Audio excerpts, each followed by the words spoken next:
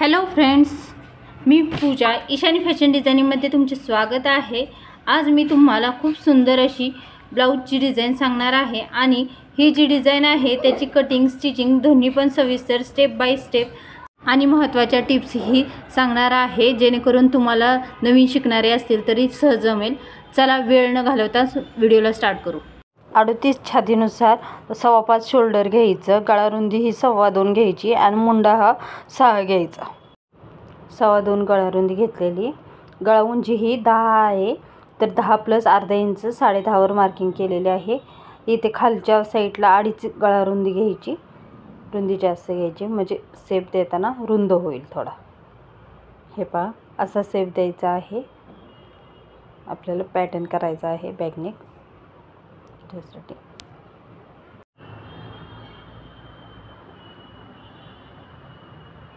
हे असा शेप द्यायचा।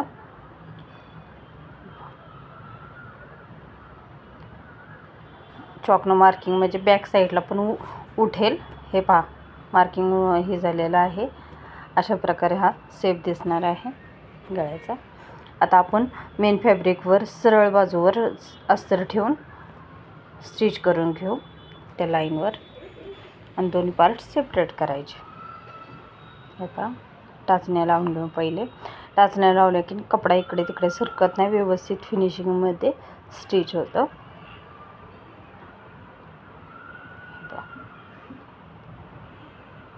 बरोबर मार्किंग केलेलं याच्यावरनं स्टिच करून घ्यायचं।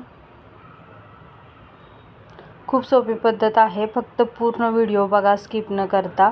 नवीन शिकणारे असतील तेही अशा पॅटर्न करू शकतात। फक्त पूर्ण व्हिडिओ पहा आणि व्हिडिओ आवडल्यास नक्की लाईक करा, शेअर करा, सबस्क्राईब करा। हे पहा, दुसरी साईड पण आपण स्टिच केलेले आहे। आता आपण कट करून घेऊ।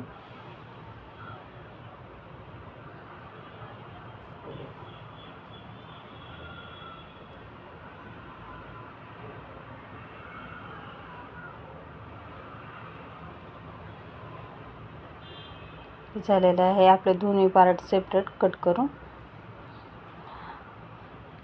हे आपण मार्किंग केलेलं आहे, ते कपड्याची डिझाईन करायची आहे, त्यासाठी आपण काढून ठेवत आहोत। गोल्डन पाइपिंग ॲड करत आहे मी त्याच्यावर। हे पहा,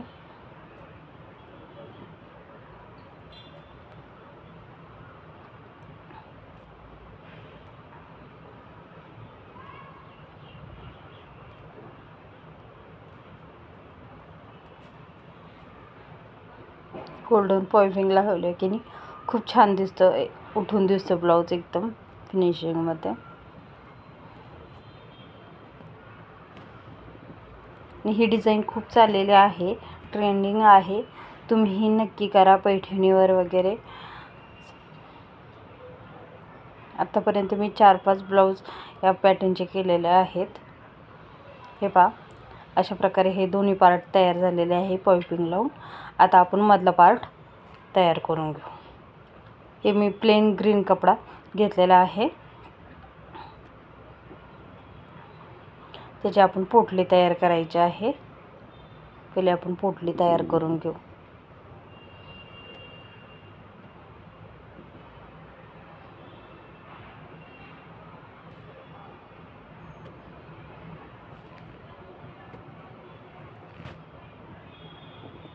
या अशा प्रकारे पोटली तयार करून घ्यायच्या। थर्माकोलचे छोटे छोटे बॉल हे करून पोटली बनवून घ्यायचे। मी सगळे पोटली तयार करून घेते आता, ते आपण जॉईन करून घ्यायचं गळ्याला। हे पहा, झालेले आहेत अशा प्रकारे। आता आपण गळ्याला ॲड करून घेऊ, मार्किंग करून घेऊ 3-3 इंचावर। हे पहा, मी दाखवते। पहिलं मार्किंग 3.5 इंचावर केलेलं आहे, पुन्हा 3 इंचावरचा गॅप ठेवून मार्किंग करत आहे।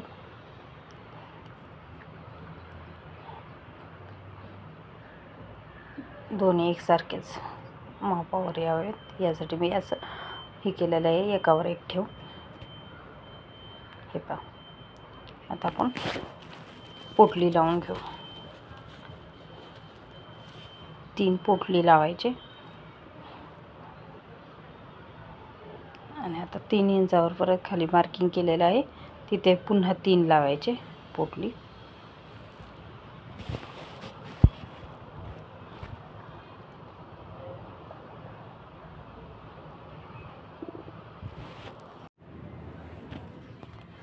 हे पहा डबल टॅप करून स्टिच करायचं जेणेकरून हे निसटू नाहीत वगैरे.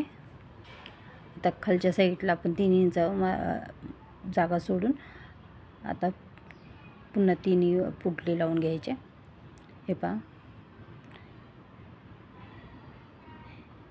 अशा प्रकारे हे तयार झालेले आहे एक बाजू आपली. आता दुसरी बाजू तशीच तयार करून घ्यायची. हे पहा दुसरी साईडचं पण आपण तशाच प्रकारे मार्किंग केलेलं आहे तिथे पोटल्या लावून घ्यायच्या आहेत.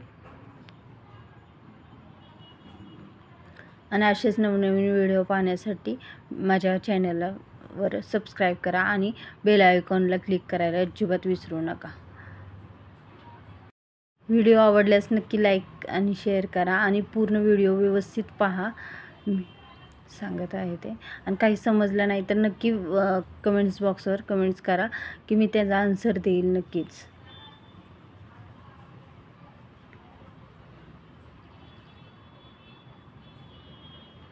हे पहा अशा प्रकारे आपण तयार केलेलं आहे. ही दुसरी साईड पण आता आपण मार्किंग करून घेऊ 4 इंचावर. आता आपण मधला पार्टची डिझाईन करून घेऊ. ते आपण जे कट करून घेतलेलं होतं त्याच्यावरून आपण मार्किंग करून घ्यायचं आहे. हे पहा मी अस्तरचं कपडा घेतलेला आहे त्याच्यावर मी मार्किंग करून घेत आहे. अर्धा इंच एक्स्ट्रा घ्यायचं जेणेकरून हे पहा 2.5 इंचाचं होतं तर 3 इंचाचं घेतलेलं आहे कारण की आपल्याला हे जॉईन करायसाठी माळ्यासाठी लागेल यासाठी. हे अशा प्रकारे आपण मार्किंग करून घेतलेलं आहे. अस्तरचा भाग तयार झालेला आहे. आता मेन फॅब्रिक ग्रीन कलरचं घेऊ. उंची 11 घेतलेली आहे. रुंदी ही 7.5 घेतलेली आहे. हे पहा प्लेटिंग टाकायचे आहेत आपल्याला. हे अशा प्रकारे सेंटरला बरोबर स्टिच करत आहे मी. प्लेट्स टाकून घेत आहे. छोटे छोटे प्लेट्स टाकून घ्यायच्या.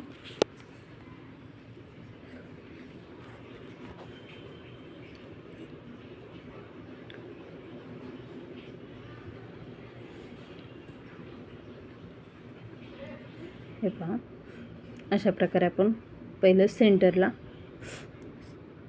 प्लेट्स टाकून घ्यायच्या. नंतर बाजूला बरोबर स्टिच करून घ्यायचं आहे आपल्याला. हे पहा कशा प्रकारे करायचं आहे. बरोबर तेच प्लेट्स घेऊन स्टिच करायचं जेणेकरून एक सरळ येईल म्हणून.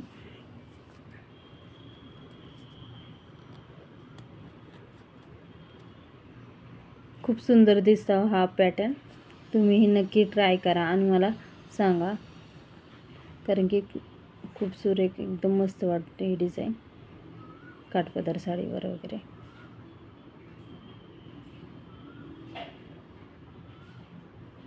हे पहा दुसऱ्या साईडचं पण आपण तशाच प्रकारे स्टिच करून घेऊ. हे अशा प्रकारे आपण प्लेट्स टाकून घ्यायच्या आहेत आणि त्या 4 इंचाचे आपल्याला हे बॉक्स तयार करून घ्यायचे आहे. प्लेटिंगचा कपडा कमी पडल्यामुळे मी पुन्हा जॉईंट दिलेला आहे अजून. हे पहा आणि तशाच प्रकारे प्लेट्स तयार करायच्या. आता अस्तरवर आपण जॉईंट करून घेऊ. हे पहा आता दाब टीप द्यायची एक स्टिच जाऊन हे अशा प्रकारे.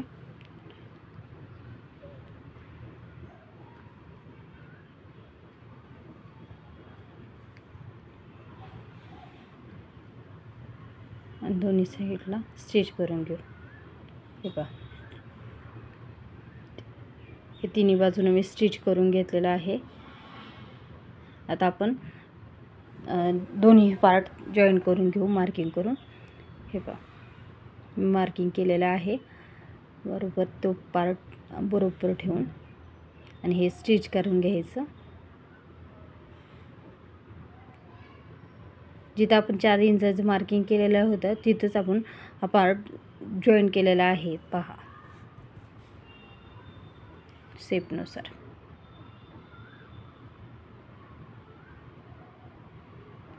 आणि शेपचं मार्किंग मी तो बाजूचा कपडा ठेवूनच मार्किंग करून घेतलेला होतं.